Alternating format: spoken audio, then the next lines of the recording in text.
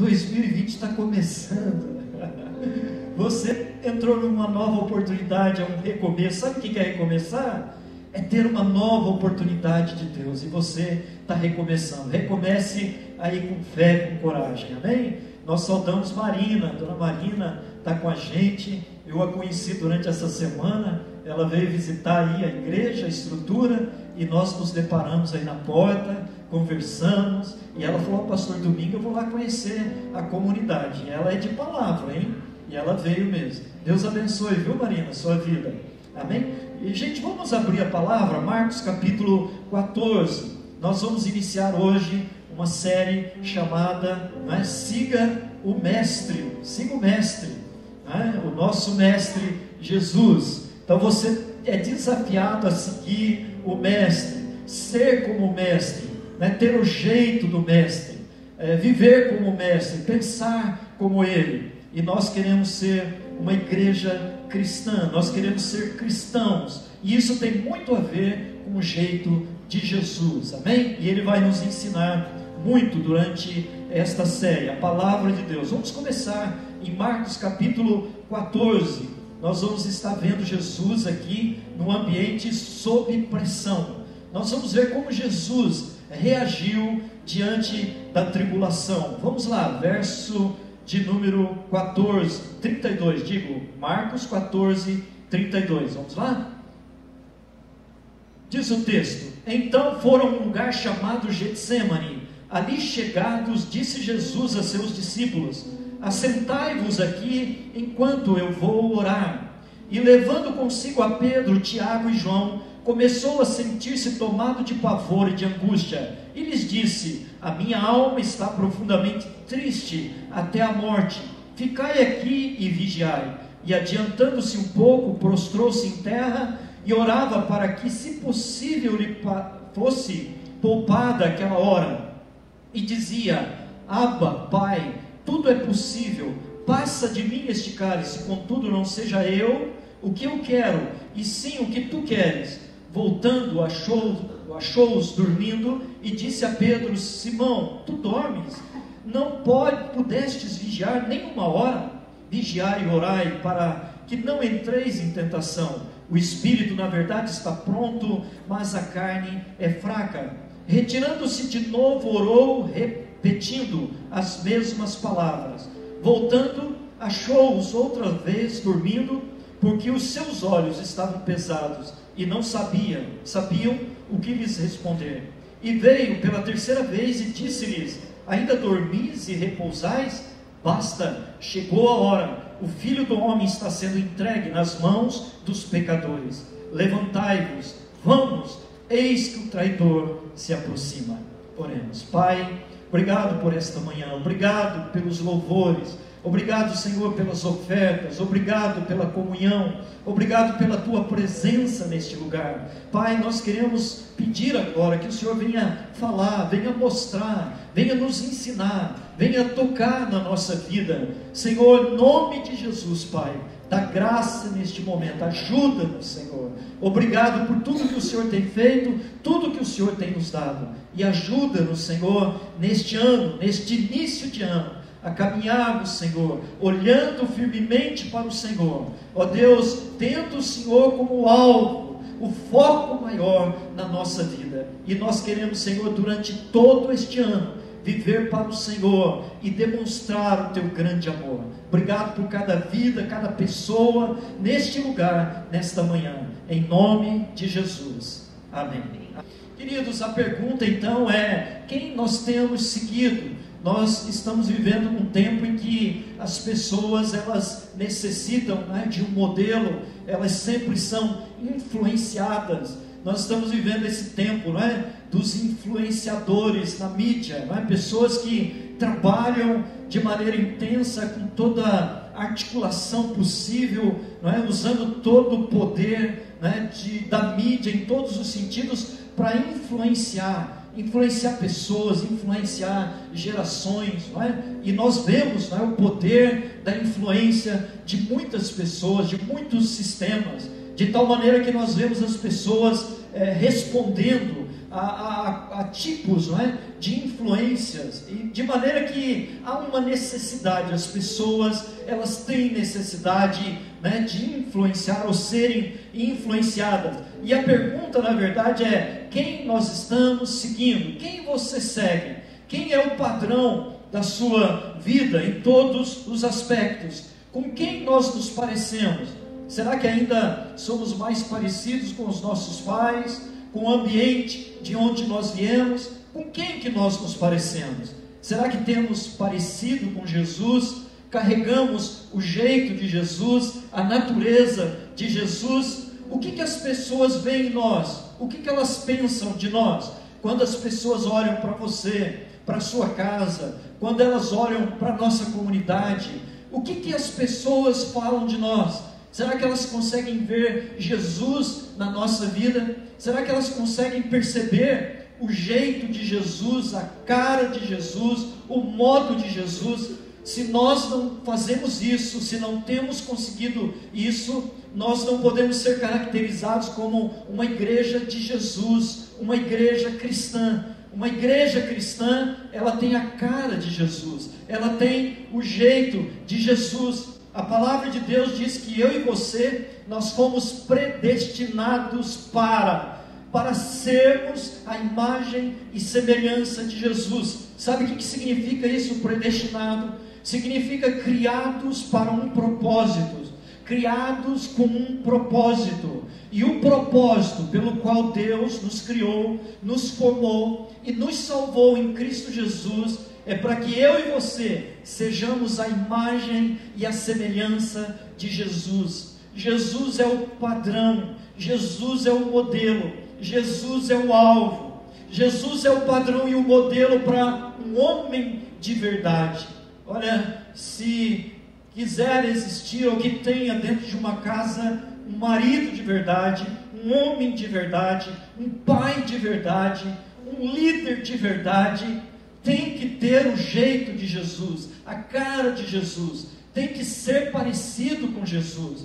Uma mulher de Deus, o padrão dela é ser como Jesus foi, ter o jeito de Jesus, a maneira de Jesus, pensar como Jesus, sentir como Jesus, falar como Jesus. Então, querido, Jesus é o padrão para todos nós, em todos os sentidos da nossa vida. Mas muitas vezes nós temos deixado Ele, não é, de lado. Muitas vezes nós nos preocupamos apenas com o resultado daquilo que Ele fez por nós na cruz. Ele nos salvou na cruz, Ele nos redimiu, Ele nos garantiu a vida eterna através da sua morte na cruz. Mas Jesus não veio apenas para morrer na cruz e realizar esta obra. Ele veio também para nos dar exemplo. Ele veio e viveu como homem, como ser humano. Ele passou por todos os sentimentos, por todas as situações humanas. Tudo aquilo que um ser humano, como eu e você, passamos e vivenciamos, Ele passou, Ele sentiu na sua carne. Ele viveu como homem. Ele submeteu a Deus, a vontade do Pai. Ele submeteu a direção do Espírito Santo. Ele enfrentou a tentação, ele enfrentou, não é, momentos de dificuldade, de perseguição, em todos os aspectos. E Jesus então sai lá na frente, dizendo para nós, mostrando para nós como nós podemos viver. Jesus é um modelo também para nós de vida. Quando nós olhamos para este homem, esse ser humano, não é? Quando nós olhamos para o Senhor Jesus encarnado, nós conseguimos entender o propósito de Deus, entender o que Deus tem para nós. Então, queridos, quando nós afirmamos, não é verdade, que Jesus é a pessoa mais importante da história, quando houve-se a afirmação de que Jesus é a pessoa mais fascinante da história, Jesus é a pessoa que mais influenciou a história em todos os sentidos, não somente a igreja, não somente aqueles que creem nele, mas toda a história da humanidade, ela é influenciada e foi influenciada por este nome, por esta pessoa, por esta personalidade. Então Jesus é essa pessoa mais fascinante na história, para quem, queridos, nós precisamos olhar, nós precisamos contemplar, nós precisamos aprender. É interessante Jesus como modelo. Ele é um modelo verdadeiro de espiritualidade. Você quer entender como se relacionar com Deus, como se aproximar de Deus, como se comportar diante de Deus, como sentir-se diante do Pai, Deus? Você olha para Jesus. Jesus é a demonstração para nós de uma espiritualidade sadia, verdadeira, honesta, algo genuíno, a essência de como ter um relacionamento com Deus de maneira equilibrada. Jesus é a pessoa mais equilibrada emocionalmente, psicologicamente, em todos os âmbitos. Se há uma palavra que define Jesus, é equilíbrio. Queridos, algo que nós precisamos na nossa vida. Sabe, nós precisamos de equilíbrio. As crianças precisam aprender equilíbrio. O que é ser uma pessoa, um ser humano equilibrado?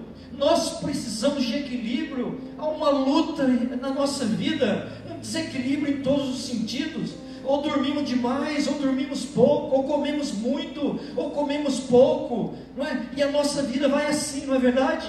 Em vários âmbitos, num desequilíbrio total, e nós olhamos para nós e falamos assim: meu Deus, será que é possível viver uma vida equilibrada? Uma vida equilibrada nos seus hábitos, no seu comportamento, uma vida equilibrada nos seus sentimentos. Jesus era uma pessoa constante, estável, era uma pessoa que sempre tinha um equilíbrio em todos os âmbitos, seja espiritualidade, seja na emoção, seja nos seus relacionamentos, nas suas reações diante das pessoas, dos fatos. Jesus é uma pessoa equilibrada. Você quer chegar e conhecer um ambiente onde Ele está, onde Ele habita, onde Ele influencia? É quando você vê uma pessoa equilibrada, onde você vê um ambiente que existe um equilíbrio em todos os aspectos. Sabe, querido, isto é possível. Isto é possível. Quando o apóstolo Paulo fala dos frutos do Espírito Santo, não é? Em Gálatas capítulo 6, ele começa a dizer assim: olha, e o fruto do Espírito é amor, é paz, é alegria, é bondade, é benignidade, não é? É domínio próprio, não é? E contra essas coisas não há lei. Sabe o que Paulo está dizendo? Que é o fruto gerado pelo Espírito Santo. É o caráter de Jesus, é a personalidade de Jesus, é o jeito de Jesus. Sabe, querido, então, Ele, pelo seu poder, pelo seu Espírito, Ele está gerando em nós, produzindo em nós, Ele está desenvolvendo em nós o seu jeito de ser, a sua maneira de ser. Quando você olha para essa descrição, Ele é tudo isso, Ele é amor, tudo isso está falando dEle. Sabe o que é o fruto do Espírito Santo? É Jesus sendo gerado, desenvolvido, a natureza dEle, o jeito dEle, sendo desenvolvido dentro de você e de mim. Sabe o que é crescimento espiritual, maturidade espiritual? Sabe o que é uma igreja que cresce espiritualmente? Não é em si uma igreja que tem um conhecimento intelectual da palavra, que conhece teologia, que sabe muita coisa de Deus. Não é isso. Não é uma igreja que tenta pôr Deus, não é? Num determinado lugar e vamos decifrar Deus. Anatomicamente vamos tentar explicar Deus. Não é isso. Sabe o que é uma pessoa madura? Uma pessoa que cresce é uma pessoa que se parece com Jesus. É uma pessoa que se deixa moldar, que deixa Deus produzir este propósito dentro dela, ser a imagem e semelhança de Jesus. Então aqui, querido, fica ou cai por terra aquele ditado antigo: pau que nasce torto vai morrer torto. Não é verdade. Não é verdade. Não é verdade. Você não é para ser o que você sempre foi. não é ser o que os seus pais foram. Eu não vivo para ser um descendente de italiano, nervoso, agitado, um temperamento forte. Minha família é assim, italianos, franceses. Você precisa de ver a irritação daquela família, daquele povo. Mas um dia Jesus chegou lá. Um dia Jesus entrou na nossa casa. Um dia Jesus entrou no meu coração. Mudou. Eu não tenho mais aquele temperamento. Não é mais exatamente como eu era. Sabe por quê? Porque tem que mudar. Porque Ele vai mudar. Ele quer mudar a sua vida. E sabe, querido, Ele é o modelo. Então, querido, a nossa mensagem central, você está aqui hoje conhecendo, quem sabe nos visitando, andando conosco, a nossa mensagem central dentro desta comunidade é Jesus. Nós queremos que as pessoas conheçam Jesus, elas vão ouvir de Jesus, elas vão ter uma experiência com Jesus. A nossa paixão é aquilo que Jesus tinha como paixão. Jesus era apaixonado pelo ser humano, apaixonado pelas pessoas, apaixonado por vidas, apaixonado pela obra de Deus na vida das pessoas. E nós temos essa paixão. Aqui nós amamos mais as pessoas do que nós amamos as coisas. Nós amamos pessoas. Sabe, isso é importante. E a nossa cultura, a nossa estratégia, sabe qual é? Amor. A nossa mensagem é Jesus. A nossa paixão são pessoas. E a nossa estratégia é o amor. Sabe, amar as pessoas, dedicar a nossa vida às pessoas com todo o amor. E foi isso que Jesus fez em todos os sentidos. Então Jesus mostrou isso. Então nós precisamos seguir a Jesus, imitar a Jesus, levar as pessoas a conhecerem este Jesus. E o que elas estão vendo em nós? E Jesus disse assim: olha, quando eu for levantado, eu atrairei muitos a mim. Sabe quando Jesus atrai pessoas? Quando Ele é visto, quando Ele é percebido. Ele diz assim: olha, quando eu for levantado, eu vou atrair muitos a mim. Sabe, queridos, uma igreja, quando ela vive o Evangelho verdadeiro, quando ela vive essa vida com Jesus, autêntica, quando a vida de Jesus está sendo evidente em nós, dentro de nós, em todos os âmbitos da nossa vida, as pessoas vão dizer assim: eu quero estar perto daquela pessoa, eu quero ir para lá. Sabe por que Ele disse isso? Eu, quando for levantado, eu vou atrair muitos a mim. E sabe qual é a questão? Que quando Ele atrai, Ele cuida. Quando Ele atrai, Ele sustenta. Muitas vezes nós estamos tentando atrair pessoas, não é? Venham para a igreja, venham para cá, venham estar conosco. Nós atraímos, quem sabe, por causa de um programa. Nós tentamos atrair por causa, quem sabe, de personalidades, ou alguma coisa assim, um carisma humano, alguma coisa. E não levamos essas pessoas a Jesus. Sempre que nós atraímos, nós temos que cuidar, nós temos que sustentar, nós temos que manter. Mas quando Ele atrai, quando as pessoas são atraídas por Ele, Ele vai cuidar, Ele vai sustentar. E sabe, querido, isso que é a graça maravilhosa dEle, de viver na presença dEle, com Ele, por Ele e para Ele. Então, queridos, nós precisamos levantar Jesus, para que as pessoas sejam atraídas aqui para esse lugar, atraídas para Ele. Se Ele atrai, então Ele vai cuidar. Eu conheço uma história chamada a história do apóstolo dos pés sangrentos. É a história de Sadhu Sundar Singh. Era um apóstolo, um mensageiro, um missionário lá na Índia. Ele então recebeu o Evangelho, ele se converteu e ele então se tornou um missionário e saiu então pelas ruas da Índia pregando o Evangelho. E sabe qual era a postura dele? Exatamente como Jesus. Sabe o que ele fazia? Caminhava descalço pelas ruas das cidades, dos povoados, e ele caminhava sozinho, ele ia levando uma mensagem, e ele então ia descalço, e por isso ele é chamado o apóstolo dos pés sangrentos.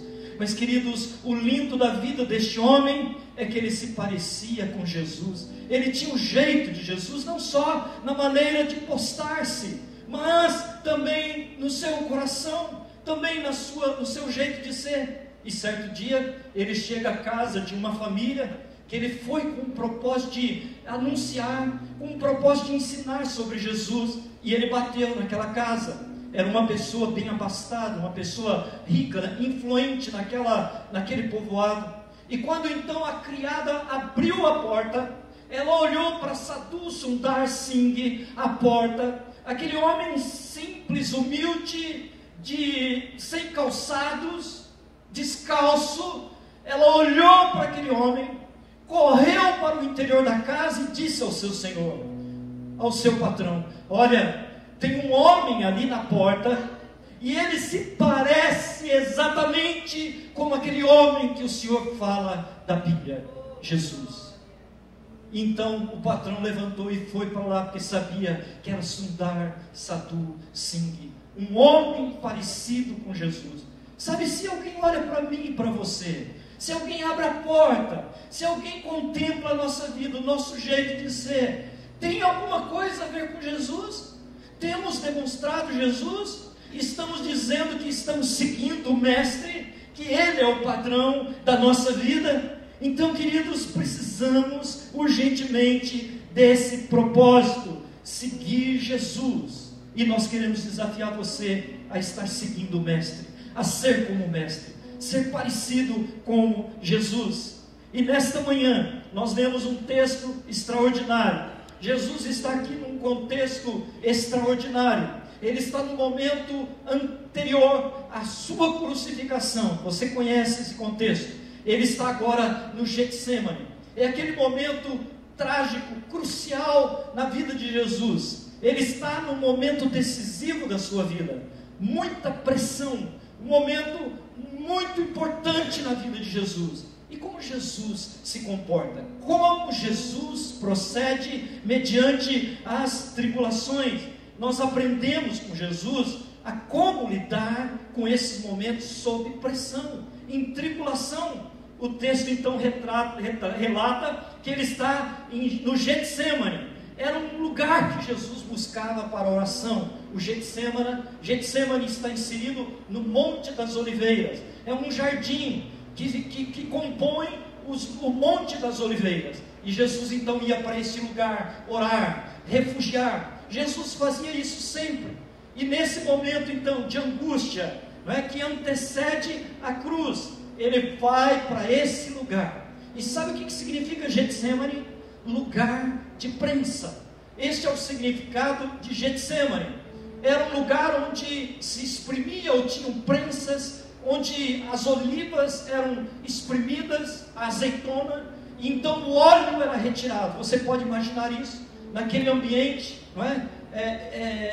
Prensas de óleo, prensas de oliva, para tirar o óleo. Você pode imaginar isso? Parece até que é alguma coisa assim muito interessante, não é? Muita coincidência, no momento de pressão, no momento que ele está sendo, não é, pressionado, ele é levado ou vai a um lugar exatamente que demonstra isso, lugar de pressão. E neste lugar, Jesus vai ter então a demonstração de uma entrega nas mãos de Deus. E por isso nós temos o nosso slogan, um lugar de entrega. Getsemane é um lugar de entrega, é um lugar onde nós vemos pessoas entregando suas vidas para Jesus. Nós entregamos a direção da nossa vida para Jesus. Jesus é o mais importante, Jesus é o centro da nossa vida. Nós entregamos tudo para Ele. E este é o grande desafio que nós temos tido: entregar tudo para Ele, colocar nas mãos dEle. Então, querido, aquele lugar era apropriado. E aqui nós temos algo interessante que eu queria trabalhar com você um pouco. Veja, sempre Deus vai usar ou criar um lugar. Sempre vai haver um lugar, e esse lugar significa onde. Sempre vai ter um onde Deus te coloca, onde você está, o local onde tudo está acontecendo. Você agora querido, você está passando, quem sabe, por uma fase da sua vida. Quem sabe circunstâncias na sua vida estão acontecendo agora. Este nome significa onde. Onde você está. Há um propósito de Deus, há um plano de Deus. Esse onde é também de Deus. Deus sempre ele vai criar o onde. Foi assim, por exemplo, na criação. Deus criou um jardim, Deus estabeleceu um lugar, um place, e Deus ali coloca o homem e a mulher, constitui naquele lugar a família. Você entende isso? Deus sempre vai criar um local. Isto significa onde. Você está agora num local, você está passando agora por uma situação que é o onde de Deus. A segunda palavra que nós temos é quem. Nesse onde nós temos quem? Nós temos a personalidade, nós temos a identidade, nós temos quem nós somos. O Filho de Deus está angustiado num lugar chamado Getsêmani. Quem é Ele? Ele é Jesus, Ele é o Filho de Deus. E sempre no onde Deus vai evidenciar quem nós somos. Ele quer trabalhar quem nós somos. E onde nós estamos, Ele vai então mostrar para nós quem nós somos. Sabe o que significa isso? Identidade. Quem você é. Sabe, você não é fruto da circunstância. Você não é fruto do contexto. Você está em um contexto para descobrir quem você é. Porque Ele tem um o quê, Ele tem um quê para você. Ele tem um propósito para a sua vida. Jesus estava no Getsêmani, lugar de entrega, lugar de prensa. Ele estava angustiado. Ele é o Filho de Deus, ele tinha essa certeza. Ele tinha o Pai com ele, a vontade do Pai. E agora então ele está olhando para o que vai acontecer no futuro. Deus sempre tem um propósito. Sabe o que significa isso? Que Deus está sempre movendo. Deus está sempre trabalhando. Querido, não é por acaso que você está sendo movido de alguma maneira, movido de um país, movido de um lugar, sabe, movido de um trabalho, movido. Deus está sempre movendo as coisas, criando um contexto, trazendo uma identidade e mostrando para você um propósito que Ele tem para você. Nós vemos isso muito claro quando Pedro negou Jesus. Você se lembra? Pedro estava na rodinha com as pessoas e perguntaram para ele: Pedro, você não é amigo dele? Ou você não é amigo, você não o conhece, você não anda com ele? E Pedro nega. Pedro diz que não. E sabe qual era o ambiente que Pedro estava? O texto diz que era uma rodinha, uma fogueira. E nesse contexto, Pedro negou Jesus. Ele olha para aquele fogo, ele olha e encontra o olhar de Jesus. Jesus olha diretamente para os seus olhos, e naquele momento Pedro sai triste, angustiado, porque naquele ambiente que foi criado, naquele espaço onde ele não manifestou realmente quem ele era, quem Deus queria que ele fosse, ali ele precisava dizer assim: eu sigo mesmo, eu sou discípulo. Ele não conseguiu, não é? Então, queridos, aí lá na frente, Jesus vem para tratar com Pedro. No último momento, sabe o que Jesus faz? Jesus cria um espaço, um place, um ambiente. Sabe que ambiente Jesus criou para curar Pedro? Ele colocou um fogo, peixinho, né, na brasa. E quando Pedro vem do mar e chega naquele lugar, Pedro olha aquela fogueira, Pedro olha aquele fogo. E sabe o que ele se lembra? Ele se lembra daquele place. Ele se lembra daquele lugar. Ele se lembra daquele espaço onde ele negou, onde ele caiu de certa maneira, onde ele retrocedeu. Agora, Jesus está criando um novo espaço para que Pedro então alcance o seu propósito. Você pode imaginar isso, querido? Não é por acaso o que você está passando, o propósito de Deus na sua vida, você entende? Mas precisamos aprender a entender as provações, os momentos difíceis, a tribulação na nossa vida. Então, queridos, quando nós olhamos para esse texto, vemos Jesus no momento crucial, sob pressão, tribulação, Jesus está literalmente na prensa. Talvez você que está aqui, eu não sei de que maneira você tem sido pressionado, de que maneira você está sob pressão, mas nós entendemos isso nesses dias. Vemos pessoas deprimidas. Sabe o que significa depressão? É porque está sob pressão. Algo muito forte pressiona, seja espiritualmente, seja emocionalmente, seja circunstancialmente. Aquela pessoa está de alguma maneira num espaço, num lugar de muita pressão, e ela vai então se deprimindo, ela vai, agachando, ela vai se encolhendo, ela vai se anulando de certa maneira. E nós vemos isso, queridos, pessoas comumente na depressão, na angústia, na tristeza, querendo desistir de tudo, não querem mais viver, não é? E Jesus estava exatamente no momento assim, sob pressão. E aí, quando nós olhamos para o Mestre, para aquele que disse para nós: no mundo tereis muitas aflições, mas tem de bom ânimo, eu venci o mundo. Jesus está dizendo que nós vamos passar por pressão, sob pressão, nós vamos passar por tribulação, mas Ele está dizendo assim: eu vou estar com vocês, eu caminho com vocês, eu sei o que você está sentindo, sabe, eu já senti essa dor, esse sofrimento, e Jesus está dizendo isso para você hoje aqui. Eu não sei porque você veio para esse lugar, eu não sei porque Deus colocou isso no meu coração agora de manhã, mas é para dizer para você que Ele sabe da sua dor, do seu sofrimento, da sua angústia, da sua aflição, da sua necessidade, e Ele está querendo falar com você, dizendo assim: filho, olha o espaço, olha o onde, olha quem você é, quem eu sou, e olha o que eu tenho para você. Deus tem algo para a sua vida extraordinário.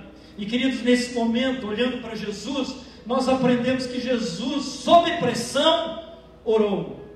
Fala para a pessoa aí do seu lado: ore mais, você precisa orar mais, você precisa buscar mais a Deus. Verso 32, olha o que ele diz: então foram para um lugar chamado Getsemane. Ali chegados, diz Jesus aos discípulos: fiquem aqui, assentai-vos aqui enquanto eu vou. O que Jesus fez? Ele foi orar. Querido, uma das práticas, uma das liberdades, uma das bênçãos mais extraordinárias que nós temos é a oração, e nós temos vivenciado tão pouco isso, temos orado tão pouco, temos deixado de lado a oração, não temos valorizado a oração. A oração, querido, é um privilégio, a oração é um meio que nós temos de entregar tudo para Deus, de achegarmos-nos a Deus. Olha, é extraordinário. Não existe nada mais significativo, urgente, rápido, extraordinário do que a oração. Sabe o que é orar? É você agora aqui, você aqui, nesse espaço, nessa situação, você diz assim: eu vou para o céu, e você vai para o céu. A oração te leva à presença do Deus Todo-Poderoso, dono do universo, controlador de todas as coisas. Ele tem o sustento de todas as coisas. Você pode imaginar isso? Você como filho se coloca imediatamente diante de Deus. Foi esta percepção do autor a carta aos Hebreus, que nós entendemos que foi Paulo de certa maneira, mas ele diz assim: olha, irmãos, entremos confiantemente diante do trono da graça, a fim de encontrarmos socorro em ocasião oportuna. Algumas versões dizem assim: entremos ousadamente. Ousadamente, sabe o que significa? Que você pode entrar direto, rápido, ousadamente. Você não precisa fazer mais nada, você não precisa sacrificar, você pode entrar direto no Santo dos Santos, porque o sacrifício Ele já fez. Ele foi um sacrifício único, permanente, eterno. Ele já fez. Você não precisa parar lugar santo. Você não precisa parar em lugar nenhum, você pode entrar direto na presença do Deus eterno. Sabe o que Jesus fez? Ele foi orar. Sabe o que Jesus fez quando foi buscar os seus discípulos, chamá-los? Ele orou. Sabe o que acontecia quando Jesus ia fazer milagres? Ele erguia os olhos aos céus, ele clamava ao Pai.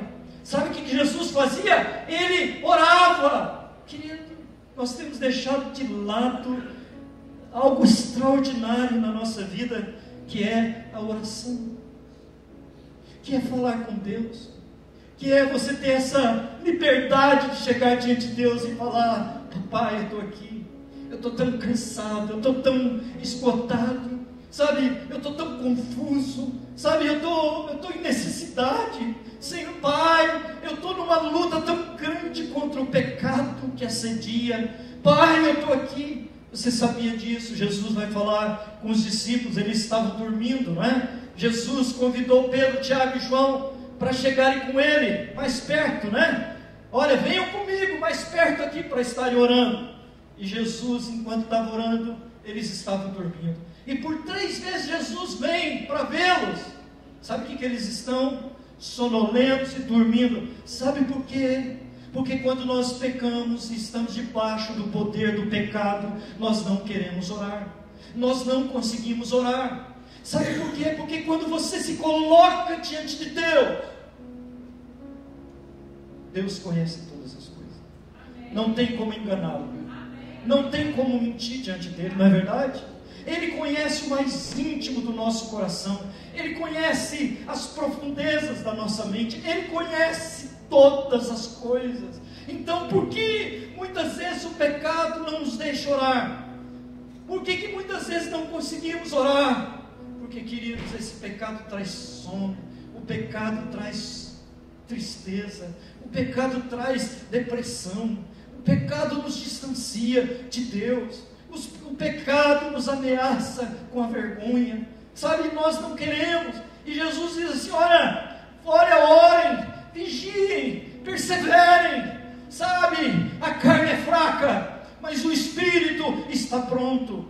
Jesus está dizendo isso, que por meio da oração, falando com Deus, se colocando diante de Deus, quando então eu oro, eu vou receber de Deus o fortalecimento, a palavra de Deus. Ele vai falar comigo. Orar não é só você falar com Deus, orar é você ouvir Deus falando com você.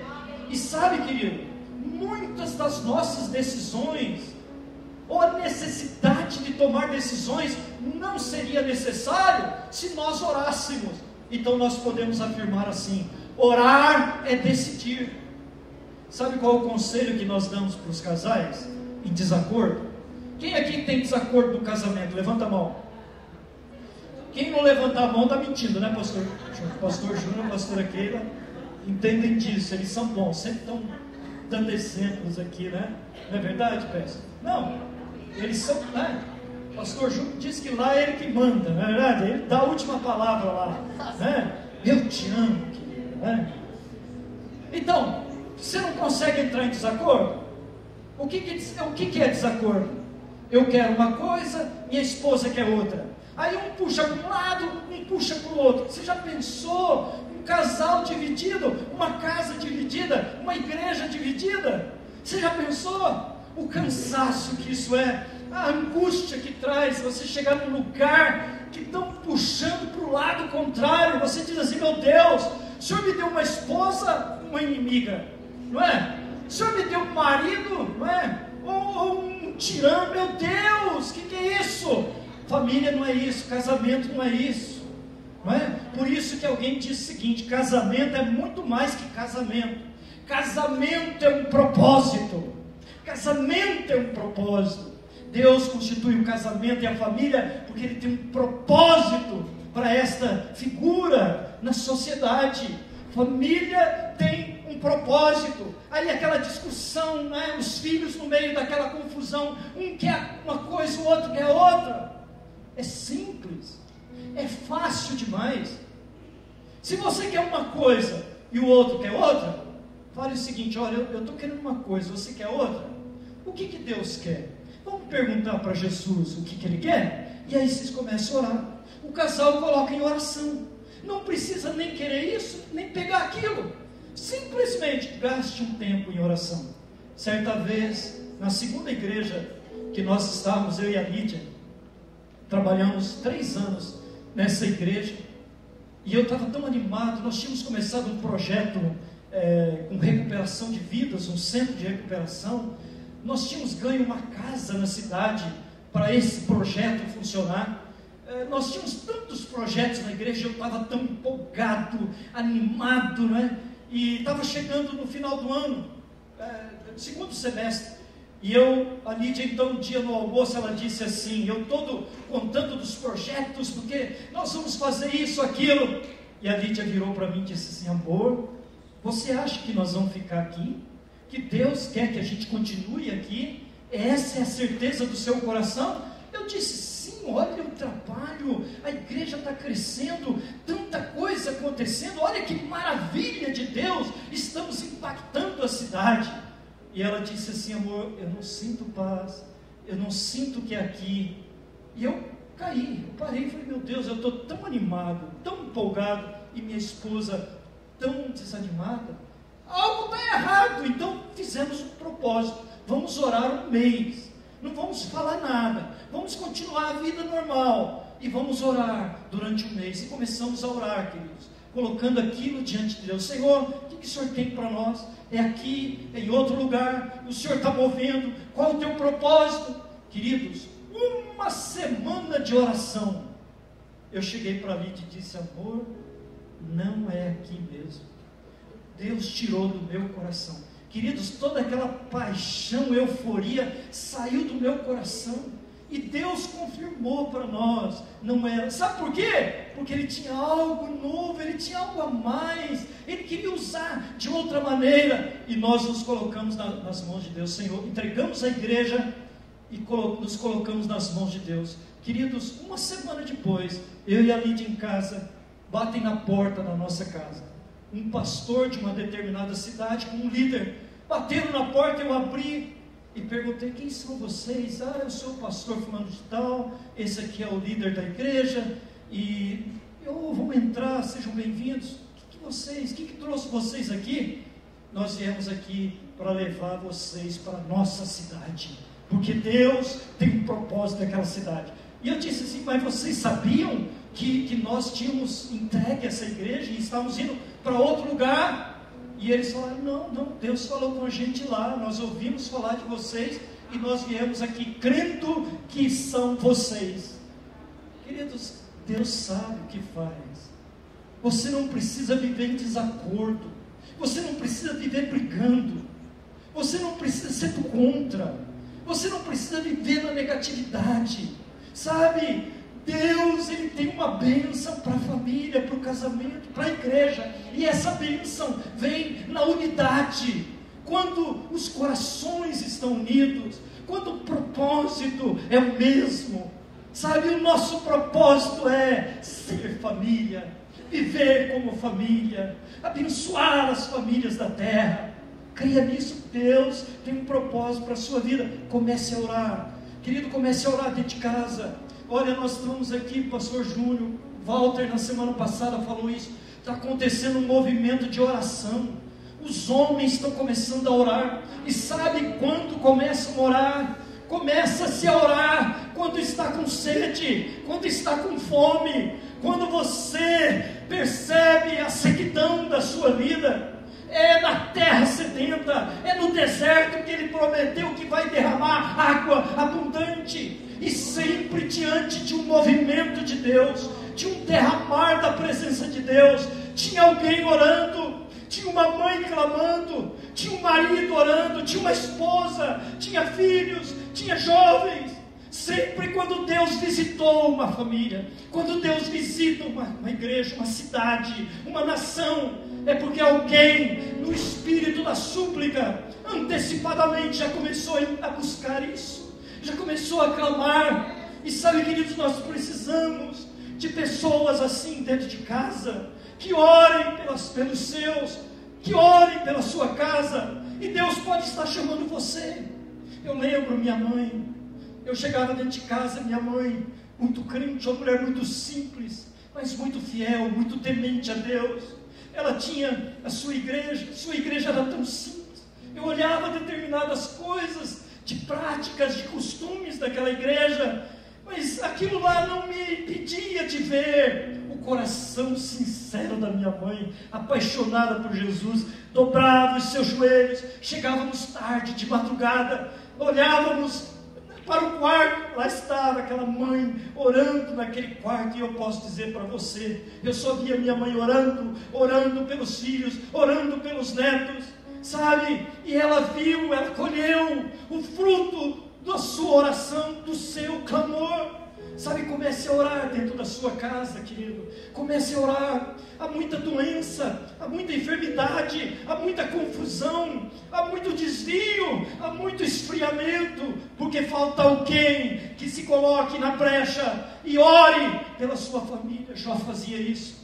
Jó orava pelos seus filhos. Jó antecipadamente falava assim: se alguém deles esqueceu de fazer um holocausto, eu vou fazer. Se eles esqueceram de ofertar, eu vou fazer para eles. Sabe, Jó fazia isso pelos seus filhos. Ele orava pelos seus filhos. Queridos, a oração, ela atrai a presença de Deus. Alguém disse: a oração move a mão de Deus. Você pode perceber isso. Onde teve oração, houve uma visitação de Deus. Sabe, até mesmo naquele contexto do Egito, está lá 400 anos, aquele povo na escravidão, aquele povo subjugado, e aí então Deus começou a ouvir o clamor, e o texto diz assim: e o clamor deste povo chegou à presença de Deus, e Deus ouviu o clamor do seu povo, e Deus resolveu visitá-lo, e Deus fez maravilhas, e Deus libertou aquele povo daquela escravidão, e Deus o conduziu para uma terra de prosperidade, uma terra da promessa. Sabe por quê? Porque Deus ouviu a oração do seu povo. Querido, ore na sua casa, dobre o joelho. Olha, Jesus não ensinou ninguém a pregar. Você já viu Jesus ensinar alguém a pregar? Você já viu? Você já viu Jesus ensinar alguém a administrar, expulsar demônios? Você já viu Jesus ensinando expulsar demônios? Não. Mas chegaram para Jesus dizendo: ensina-nos a orar. E Jesus ensinou os seus discípulos a orarem. Ele demonstrou com a vida dele, sendo Deus, Filho de Deus, mas totalmente dependente do Pai, intimidade com o Pai. Ele sabia do poder extraordinário da oração, por isso ele orava. Se ele orava, você não vai orar?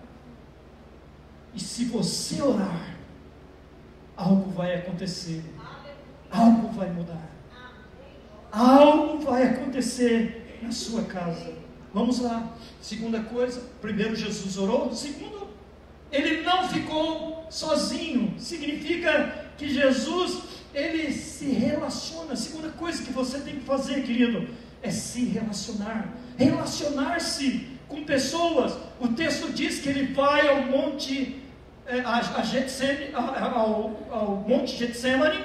Ele vai até lá, ao jardim, e quando ele chega com os discípulos, ele diz assim: olha, fiquem aqui. E de repente ele chama 3, vamos dizer assim, mais íntimos, mais próximos. Estava entre eles aquele que se considerava o apóstolo do amor, que amava Jesus, que reclinava a cabeça no peito de Jesus, muito próximo. E ele então, Jesus chama Pedro, Tiago e João para irem com ele até aquele momento tão crucial, sob pressão, em tribulação. Sabe o que Jesus está mostrando aqui para mim, para você, queridos?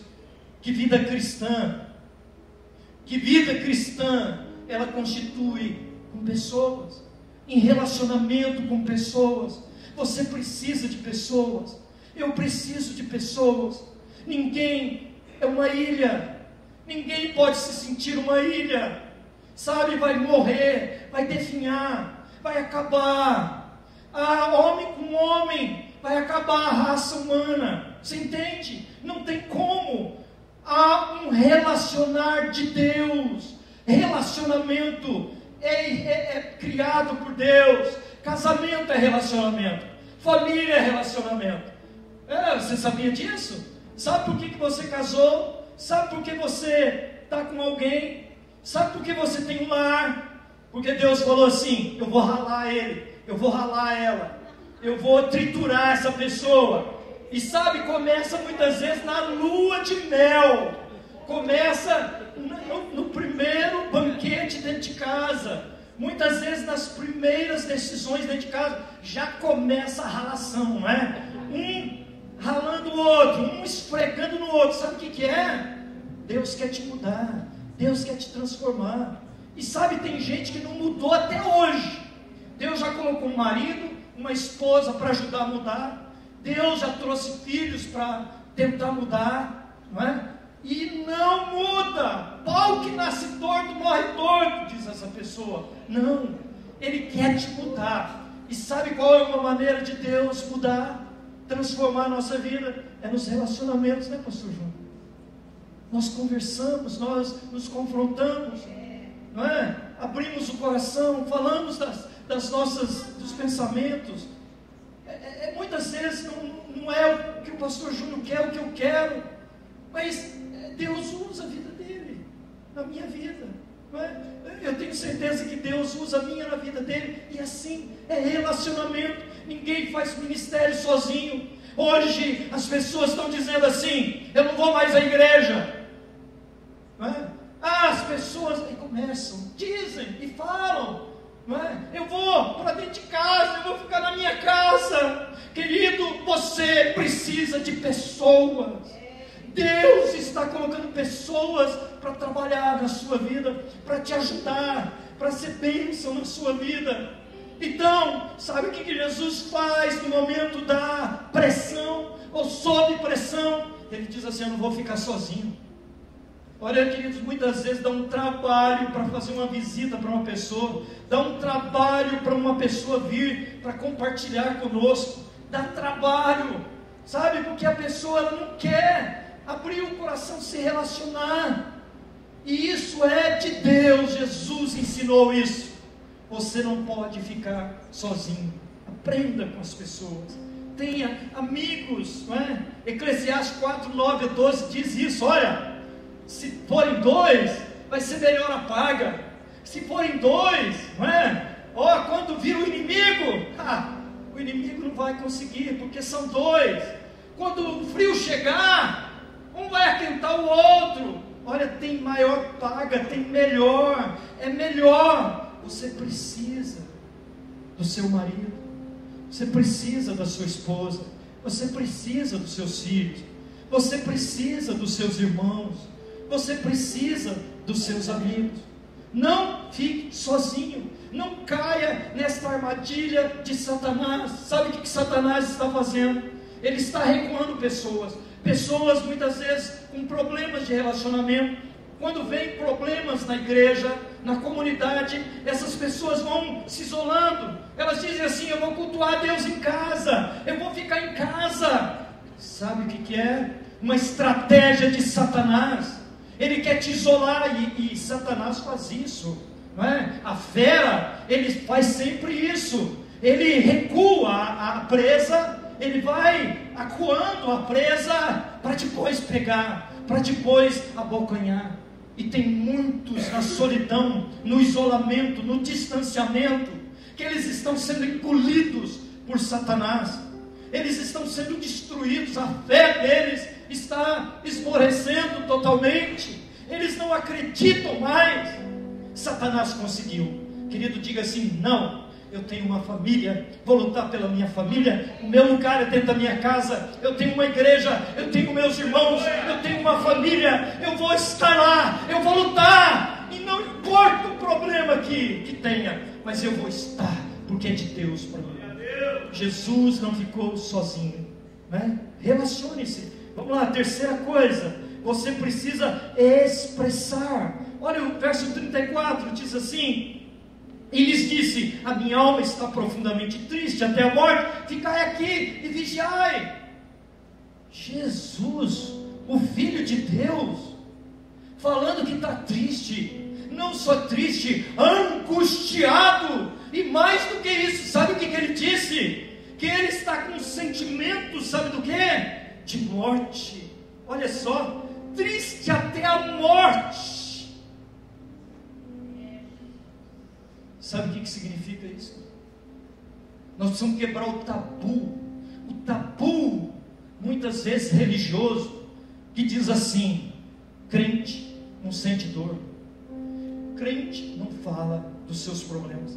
Sabe quando você está triturado por dentro, acabado, destruído, e alguém chega para você e diz assim: e aí, como que vai? Tudo bem. Como vai seu casamento? Tudo legal. Amor eterno, romance, tudo bom. E seus filhos? Ah, bênção de Deus, não é? Ah, bênção, não é? Você não precisa ter medo de falar dos sentimentos negativos, da dor, da tristeza, da angústia. Jesus não teve vergonha, não teve medo, mas, querido, só o fato dele expressar algo estava acontecendo, só o fato de uma pessoa abrir o coração. Você sabia, muitas vezes a gente não precisa falar nada para uma pessoa, não é verdade, pastor? É só ouvir. A pessoa fala, a pessoa derrama aquilo, e você está ali sendo ouvido de Deus, sendo apoio, não é? E aquela pessoa derrama o coração, e vem o alívio, e vem a cura. Quantos perderam a vida, tiraram a própria vida? Aí depois, então, a pergunta é: por que não abriu o coração com alguém? Por que não buscou ajuda? Um casamento, quando chega a destruição, não é simplesmente por um momento, mas muitas vezes um casamento vem desde lá, problema, mal resolvido, não é? Falta de compartilhamento, de comunicação, vem aquele problema, chega um momento, vai estourar, mas se você está vendo que algo não está bom no seu casamento, peça ajuda, busque ajuda, compartilhe com alguém.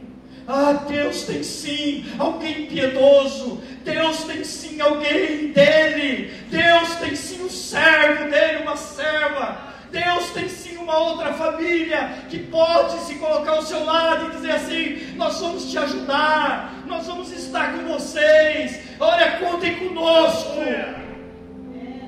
E um casamento pode ser salvo, uma família pode ser salva. O Eduardo estava na nossa célula falando sobre, ministrando a palavra, uma bênção, queridos, não é?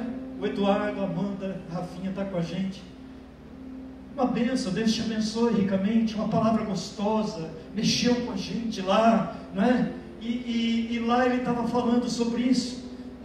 Um dia ele chegou, contando a sua experiência, que ele chegou para um pastor e disse assim: pastor, fala tudo para mim o que o senhor pensa de mim, como o senhor me vê, eu te dou toda a liberdade.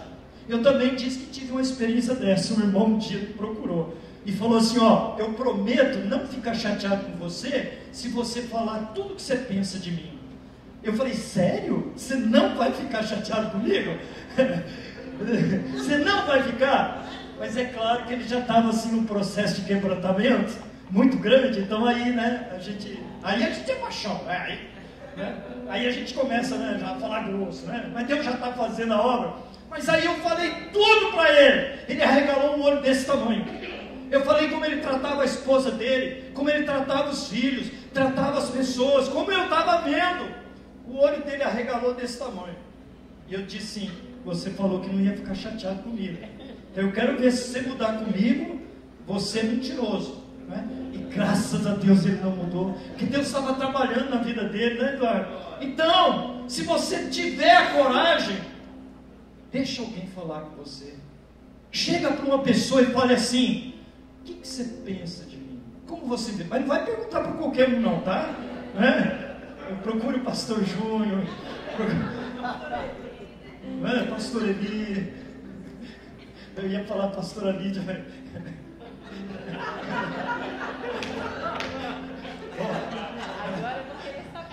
Mas aqui é uma questão de dom, entende? Que a Lídia é muito direta. Olha, ela vai no ponto, entendeu? Você só pode procurar se você já está naquele estágio mais avançado, né?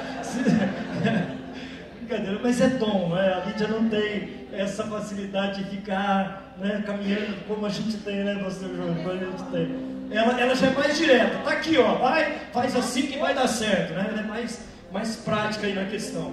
Mas, abra seu coração, fale com alguém, não fique sozinho.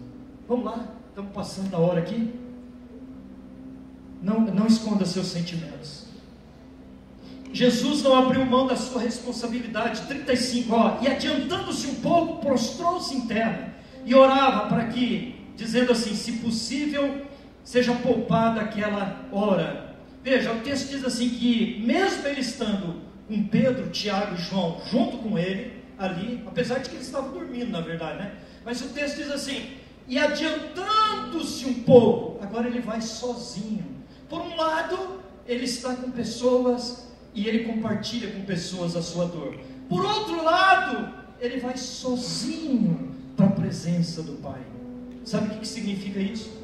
Que Jesus estava assumindo a sua responsabilidade, era o seu chamado, era a sua aprovação, era o plano de Deus para a sua vida, era com ele, e ele vai para a presença do Pai.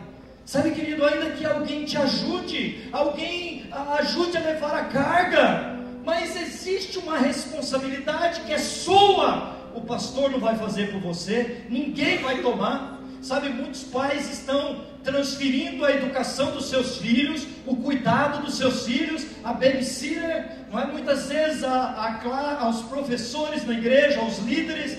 Querido, igreja não educa filho, babysitter não educa filho, escola não educa filho, escola ensina, escola, igreja participa com a família da educação, do processo de amadurecimento, de desenvolvimento, mas a responsabilidade é dos pais. Eu tenho responsabilidade sobre os meus filhos, você é responsável pela sua casa, pelo seu lar, pelas coisas da sua vida. Responsabilidade pessoal. Querido, não transfira aquilo que Deus espera de você. Muitas vezes até a gente tenta lá, no último momento, até fazer pela pessoa, mas não dá certo. Ela nunca sai daquela situação, porque ela tem que fazer, ela tem que clamar, ela tem que tomar uma decisão, ela tem que falar alguma coisa. Então, por um lado, a Bíblia diz assim, levai as cargas uns dos outros, Gálatas 6, verso 2. Mas aí Paulo, em Gálatas 6, 5, diz assim, e cada um leve a sua própria carga. Você entende?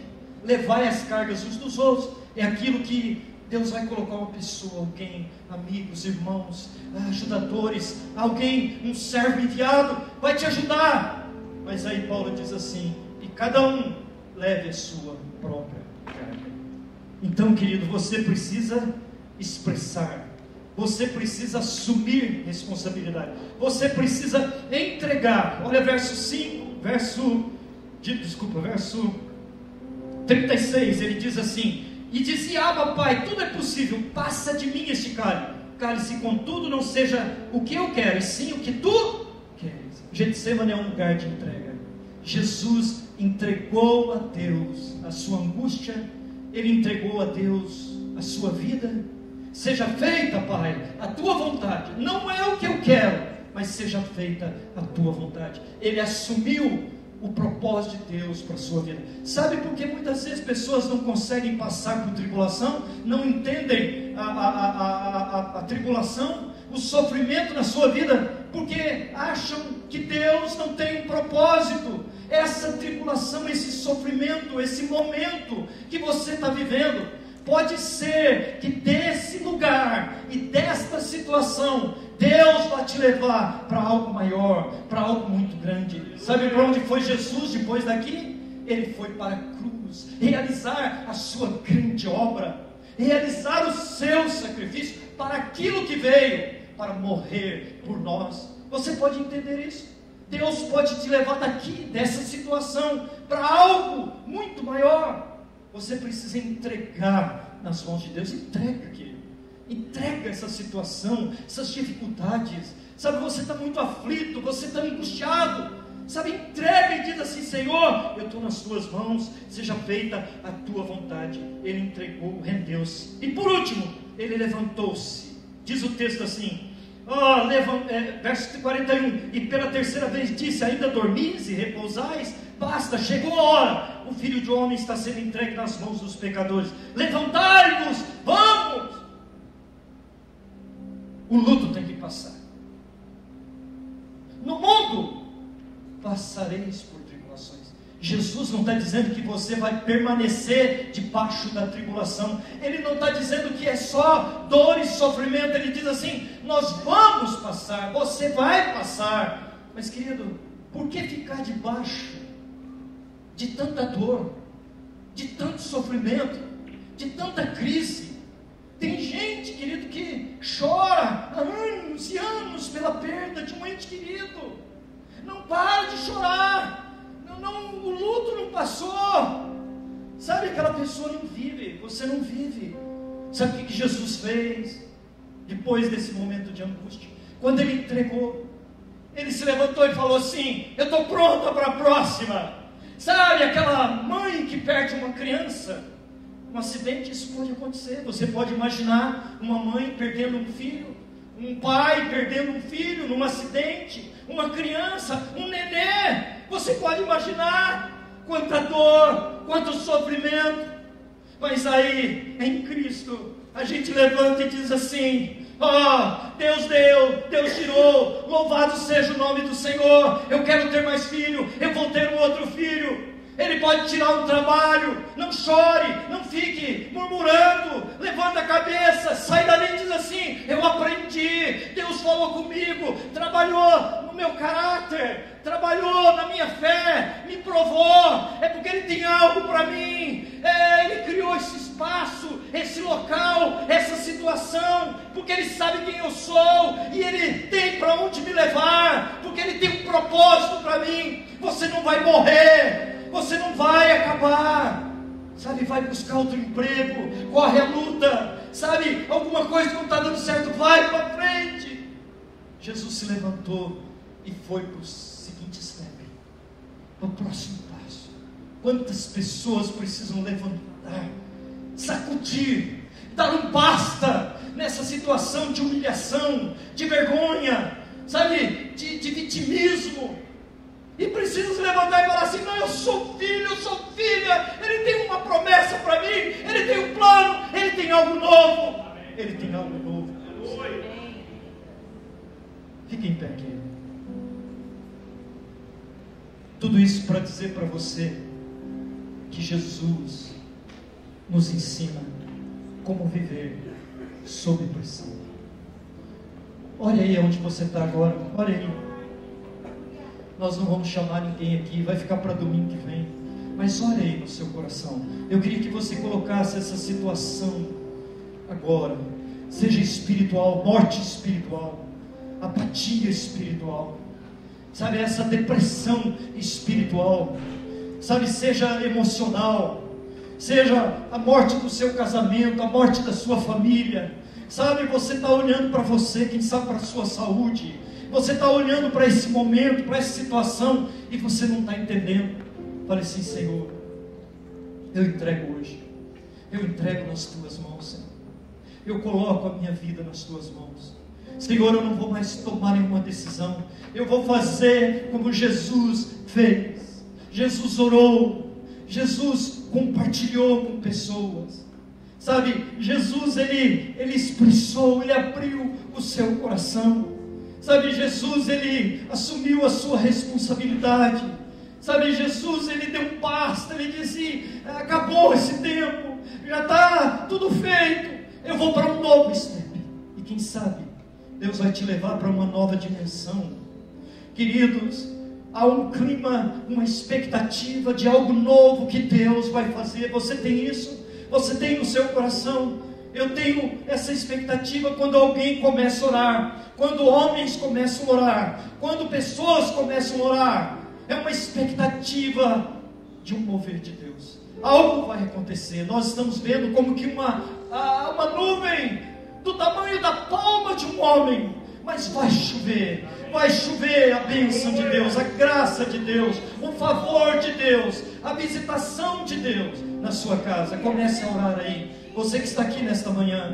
Eu não sei por que você veio, como você está, mas Ele está falando ao seu coração nesta manhã. Pai, eu oro nesta manhã abençoando meus irmãos, abençoando cada vida, cada pessoa, cada história, em cada contexto, em cada place. Oh Deus, cada um dos teus filhos e das tuas filhas, Senhor, abraça nesta manhã, Senhor, traz consolo, conforto. Jesus, levanta, Senhor, aqueles que estão caídos, Senhor, aqueles que estão angustiados, aqueles que não conseguem orar, aqueles que não conseguem crer, aqueles que não conseguem servir, responder ao teu chamado. Senhor, abençoa nesta manhã. Jesus, nós estamos aqui, Senhor, e o que nós mais queremos é aprender de Ti. Nós queremos seguir o Mestre. Nós queremos, Senhor, manifestar a Tua presença, a Tua glória, o Teu caráter, a Tua natureza, até mesmo nos momentos mais difíceis das nossas vidas. Seja feita a Tua vontade, Senhor. Abençoa, leva-nos a um nível mais alto. Ó Deus, leva pessoas aqui, levanta pessoas, Senhor, a caminharem para uma dimensão maior na Tua presença, uma dimensão maior no chamado, uma dimensão maior, Senhor, porque esta situação que o Senhor criou, é porque o Senhor tem um propósito, e através dela o Senhor vai levantar pessoas, o Senhor vai curar, o Senhor vai transformar. Louvado seja o Teu nome. Queridos irmãos, que a graça do nosso Senhor Jesus Cristo, o amor de Deus, o eterno Pai, a comunhão, a consolação, a unção do Espírito Santo, sejam com todos vós aqui, e todo o povo de Deus, hoje e sempre. Amém, amém e amém. Vamos aplaudir.